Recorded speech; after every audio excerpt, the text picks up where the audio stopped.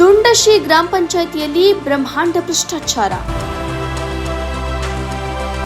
ಉದ್ಯೋಗ ಖಾತ್ರಿ ಯೋಜನೆಯಲ್ಲಿ ಅಕ್ರಮ.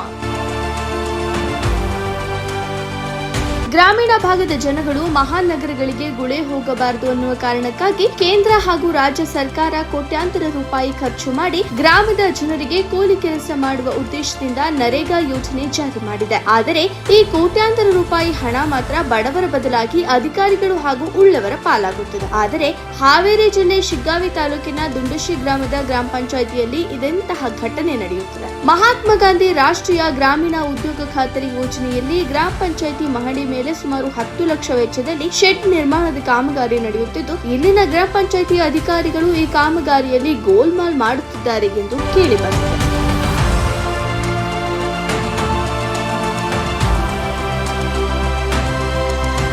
ಹೌದು, ದುಂಡಸಿ ಗ್ರಾಮದಲ್ಲಿ ಸುಮಾರು 10 ಲಕ್ಷ ವೆಚ್ಚದಲ್ಲಿ ಶೆಡ್ ನಿರ್ಮಾಣ ಮಾಡುತ್ತಿದ್ದು, ಗ್ರಾಮದ ಕೆಲವು ಮಹಿಳೆಯರು ಈ ಕೆಲಸಕ್ಕೆ ಬಾರದೇ ಇದ್ದರೂ ಅವರನ್ನ ಕರೆಸಿ ಕೆಲಸ ನಡೆಯುವ ಜಾಗದಲ್ಲಿ ನಿಲ್ಲಿಸಿ ಫೋಟೋ ತೆಗೆದು ಹಣ ತೆಗೆಯುತ್ತಿದ್ದು, ಈ ಅಕ್ರಮವನ್ನ ನಮ್ಮ ಶ್ರೀಟಿವಿ ಬಯಲು ಮಾಡಿದೆ.